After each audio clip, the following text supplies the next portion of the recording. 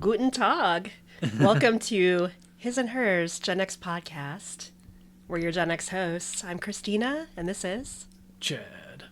Hey. You're doing the late night DJ voice again. Yeah. I can't help it. I'm starting to sound professional. I said Guten Tag Yeah. because we watched ein Film, or their film, about Run Lola Run from 1998. Yeah. Kind of an odd choice for romantic movie month. But yeah, I mean, this is definitely romantic, you know? Yeah, there's a lot of intimate scenes.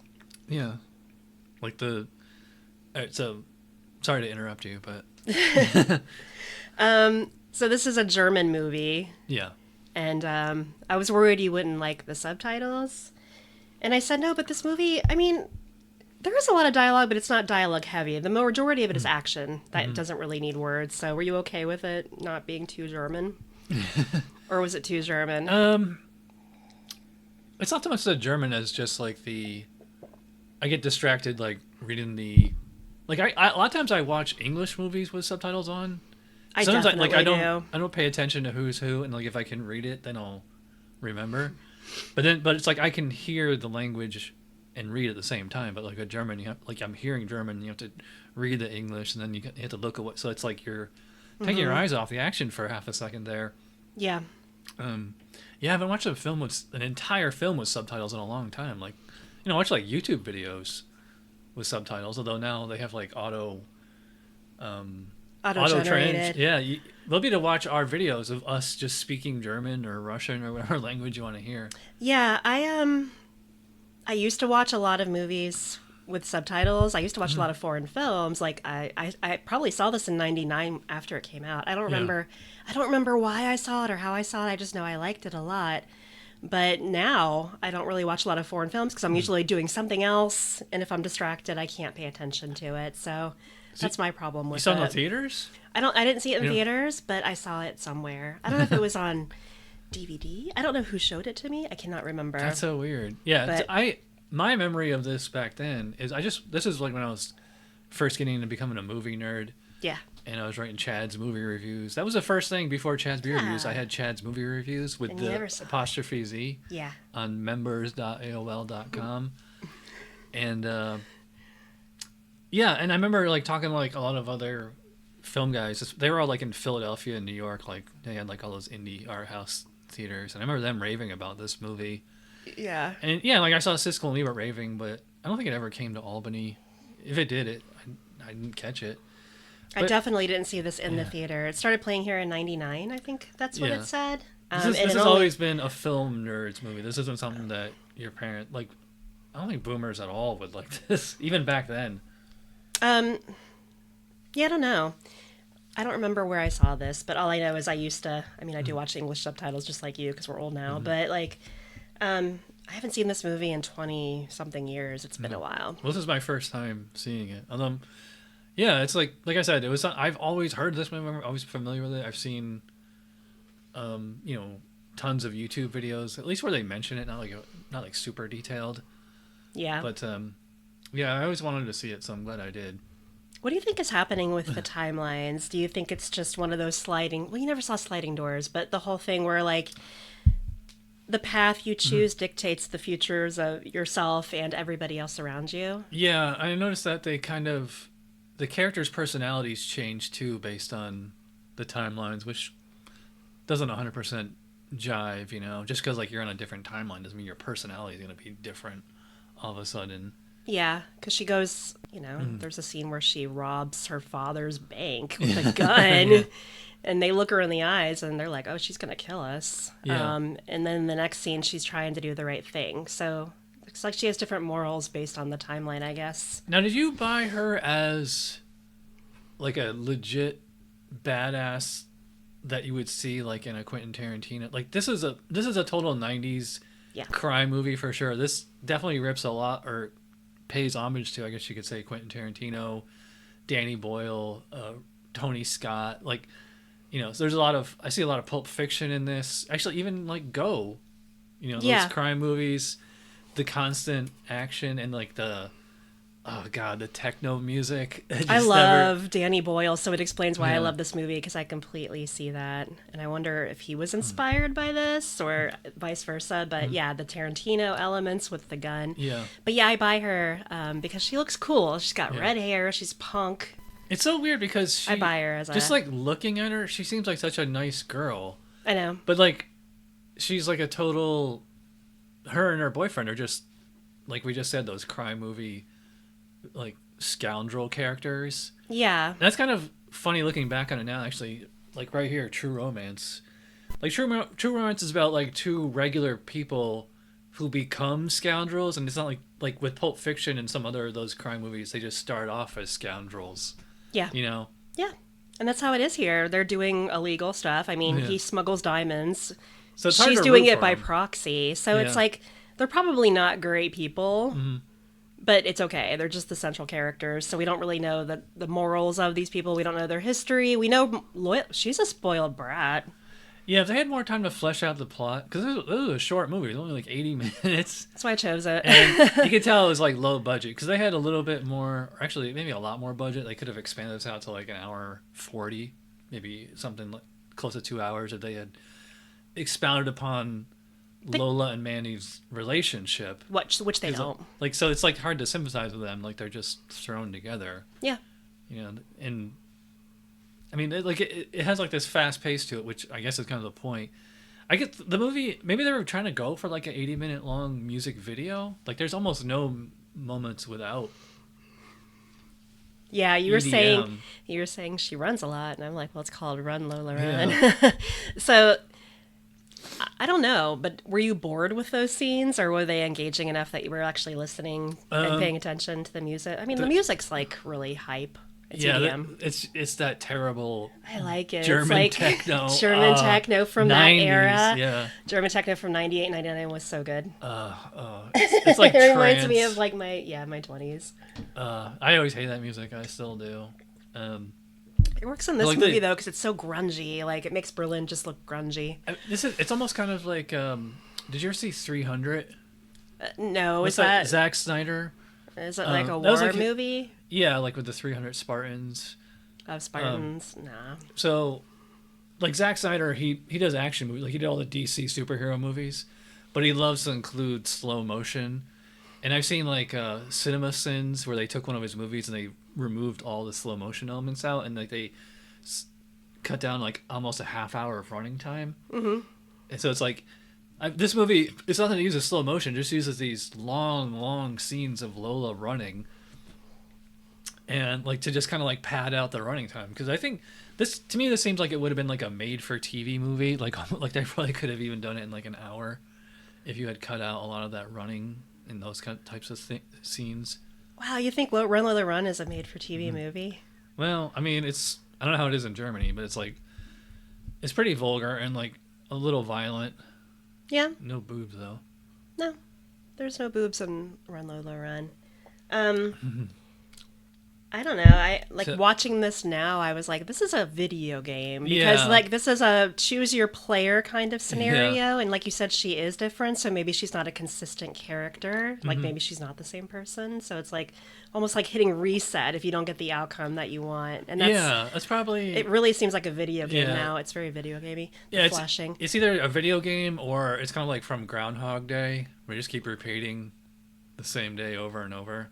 She's repeating it until she gets it right. Yeah. Because she dies, he dies, she lives. Yeah, I knew that. They have $100,000. I'm like, I knew that's how it was going to be. It was going to be 2 sad endings and 1 happy ending. Well, yeah. I mean, that's how it goes. It's so weird, though, because, like, the entire time, like, I'm not buying her as a scoundrel. Not even really him, either. Like, these people are, like, way too good-looking to be scoundrels like that, you know? I don't know. So it's almost like, it's very comic book villainy, you know? Yeah. Like, we were watching Adam West Batman 66. Like, all the malls are, like, gorgeous, you know? Mm-hmm. They're all so perfect. Yeah. But I don't know. They're kind of. I mean, they're both attractive in the conventional sense, but they're kind of normal-looking people, I guess. Yeah. But she's probably with Manny because she doesn't have a job and he smuggles diamonds, so he has a lot of money.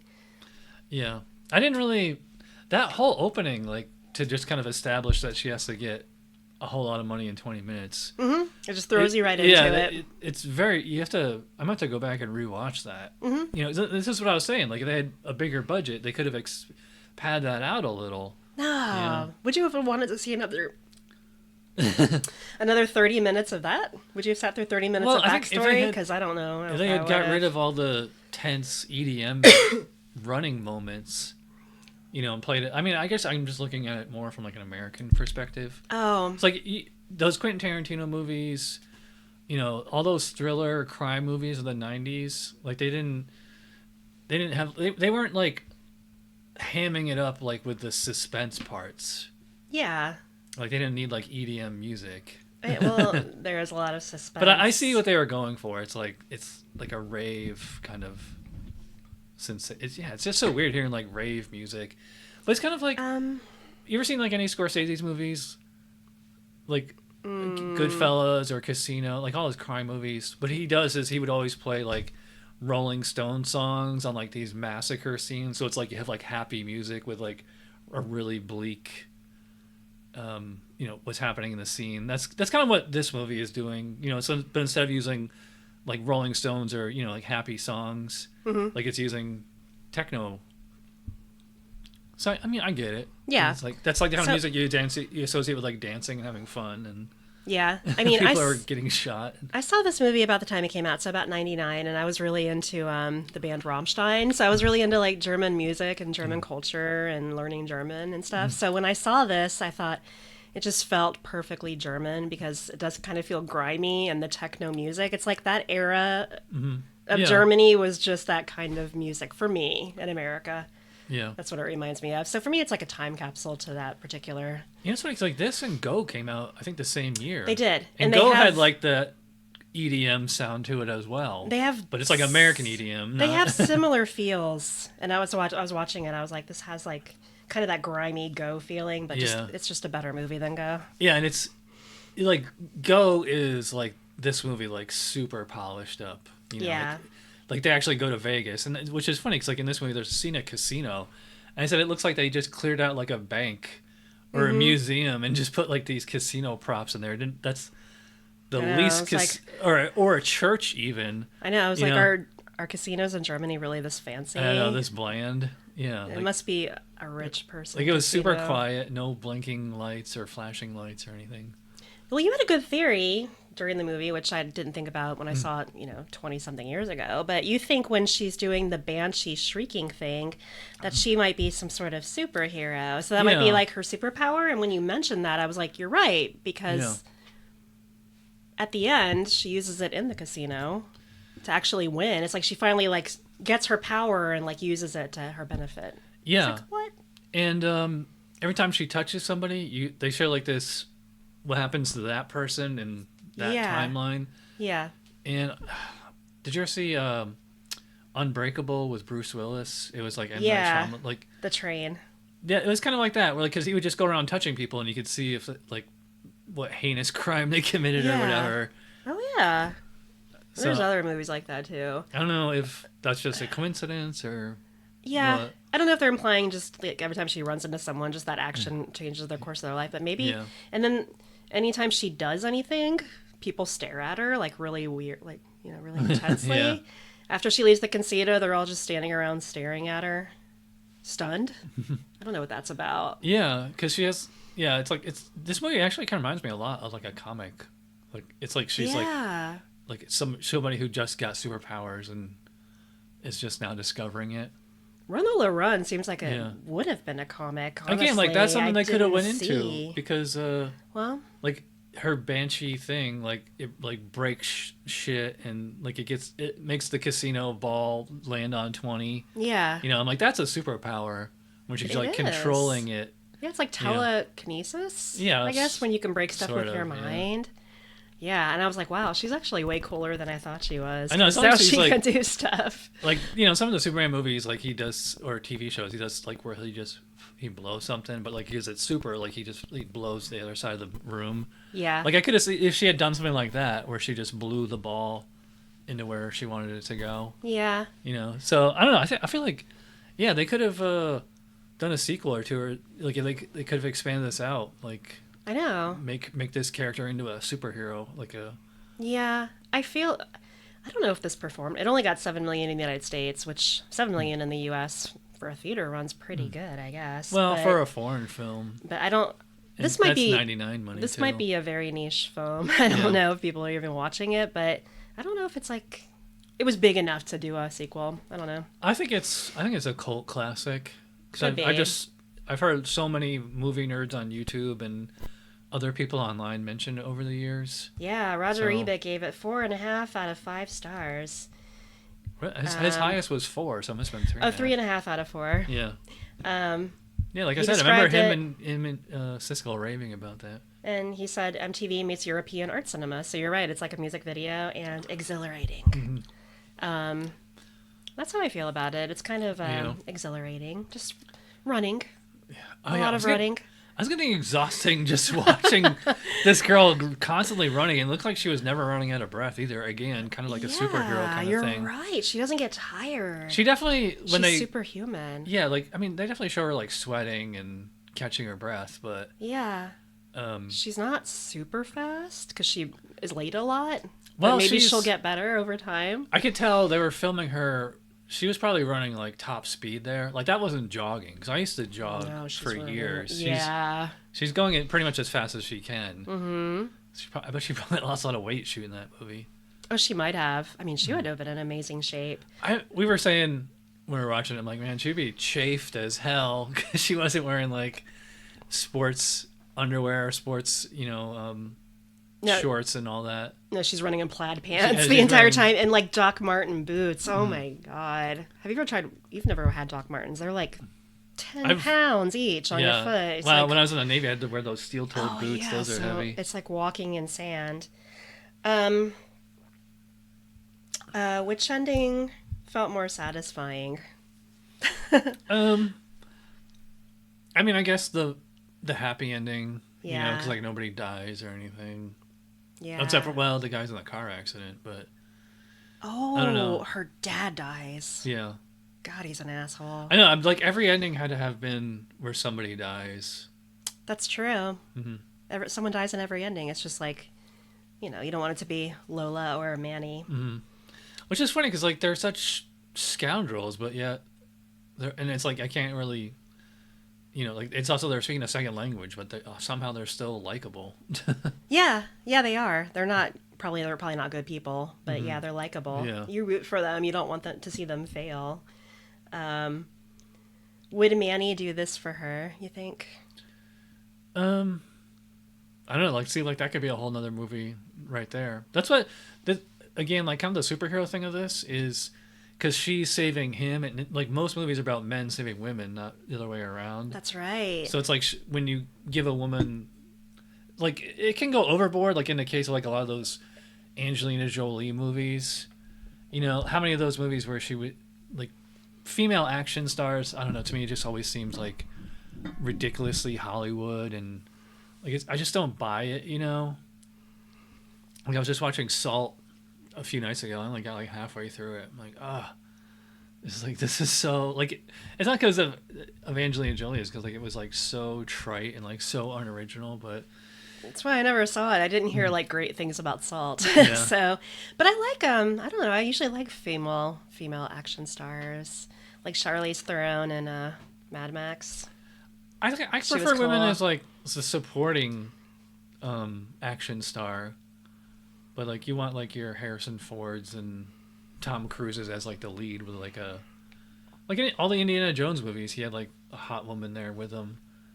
Yeah. Well, I think you only saw one, so. Yeah. Isn't that funny? Like. That's not every action movie is. It's a male lead with a hot like even in Running Man, Arnold Schwarzenegger and that lady. Oh my God, so ridiculous. She would have never hooked up with him. Yeah, and we got way off track. Okay, so we talked about how this video is a video game, and some of the characters in this seem like NPCs. The way they're placed, they actually kind of intervene in their lives too. Like the blind woman standing by the phone booth, she'll grab his arm. In the first 2 scenes, there's no reason for it. And in the last scene, he finds the houseless person carrying the bag. Oh yeah, on the train. So she leads them to. But they're just like. I think we just kind of assume that guy's homeless, but I know. He's clearly wearing like a wig and like a fake beard to like he's houseless. Get the whole bum. You know, that's what the implication. Yeah. He's carrying bags and stuff. But so each little tiny character plays a role in their lives, and at the end she saves Herr Meyer or whatever in the ambulance. Yeah. So she can save people too. Mm-hmm. Yeah, like she starts holding his hand. Yeah. Like because he was like having a heart attack, and then she saved him. Yeah. And he just stared at her. Yeah. She's a superhero. So I don't know. I kind of like my female superheroes. Yeah. To me, it's fun more as like a German Quentin Tarantino knockoff than I certainly wouldn't view it as a romantic movie or like as a Hollywood action movie. Like it's more that alt vibe. This isn't mainstream. Mm-hmm. Not at all. Not that like it's not super twisted either. You know, like I've seen like there's violence in it, but it's like fairly tame. Oh yeah, especially by American standards. There's like some gun violence in it. That's pretty much it, right? Yeah. Oh, and he gets hit by the and the car accidents too. But yeah, that's not too bad. So what did you think of this movie? It was fun. I liked it. Yeah, it's. I can see how it got the reputation that it did. I'm kind of sorry I missed it because this definitely would have been way up my alley in the 90s. When you had seen it the year it came out, I think you would have connected more with like the element of. Yeah, 'cause it's a very 90s, crime movie. Like, did you ever see like Unusual Suspects or The Way of the Gun? There was just like so many of those crime movies back then. Yeah. And like Shallow Grave, and I guess you can even throw Train Spotting in there too. Did you ever see that? Oh, yeah, that's dark. Yeah, it's grimy without being depressing. I mean, there's really nothing sad in this movie. I don't know if you consider that a crime movie or not, but no. You think this is a crime movie or a mindbender? Yeah, to me it's more of like in that Tarantino crime movie. It's to me like when I think mindbender, I'm thinking Kubrick or David Lynch or something like that. Mm-hmm. But I think maybe just because it's a foreign film, like all foreign films kind of seem, especially if it's in a foreign language. No, especially German. It'll seem like it's in more of a mindbender type movie. Yeah. I remember this was really weird for the time, the kind of using the multimedia with the animation. Yeah. It was just random animation that they would throw in there, like when she's going down the stairs. I thought it was pretty cool, though. Yeah. So, I mean, like, I remember seeing this, and I don't know, I liked art house movies, so I was blown away by just how cool it was. So, to me, this was just like a cool movie. Drink some wine, take a gummy, and just sit back and enjoy it. It's just a fun little movie. I would say that this one, I like it better than Harold and Maude. This actually used to be like my favorite movie for, I don't know, like a year. So Harold and Maude kicked it out of that running. This is more, but I knew, holds my attention better, I guess. I knew he would like this because it's fast moving, like Too Fast, Too Furious with the cars, and I don't know, it's quick moving. But this isn't, has action in it. Would you consider this a chick flick? Because no, like I was saying, like you don't really know the romance between the two main characters that much, so it's hard to sympathize with them. Yeah, no, this isn't a chick flick. Definitely not. No, even though it's like about them, like one of them saved. It's funny because remember we watched Princess Bride, and you're just like, Wesley protects her and saves her, and then like this movie is kind of like the roles are reversed. Yeah, it is. She saves him from certain death. Mm-hmm. She would do anything for him, and then when she helps him rob the grocery store, I mean, they were like, There's a shot in there that is 100% stolen, or at least an homage to Pulp Fiction. Which one? Where she's holding the gun, looking down, like the camera's looking up.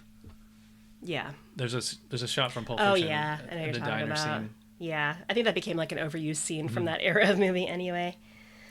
I don't know, do you have anything else to say about this? It was a very short movie. Yeah, short movie, a short podcast. Yeah. Yeah, I like it. I mean, it's not like amazing, but it's by 90s indie standards, like a true indie movie. You wouldn't would you own this? It's like a cinema classic. It was cheap. Nah, it was not cheap. It was like a $35 DVD. It's hard to get. Geez. Well, this movie doesn't stream anywhere. If you want to watch Run Lola Run, I'm pretty sure you've got to buy it. $10 is about the most I'll pay for like even a 4K movie. All right. You know, like there's a lot of new 4Ks coming out, like $20, $30, $40 for just one disc. I'm like, if it was a box set, maybe. Yeah. I'm not paying $40 for one disc. I mean, I don't know. Because of me, you got to see it, so. Yeah. Yeah. Well, thanks for showing it to me. You're welcome. I'm surprised it took me this long to see it. So. I know. Do you have any ideas for yours? Yeah, it's funny we mentioned it earlier tonight, but let's keep it a secret until Saturday or whatever. All right, because I've already forgotten which one you mentioned today. All right. All right, we're going not long. We're going short. So, thanks for watching. Auf Wiedersehen. Yeah.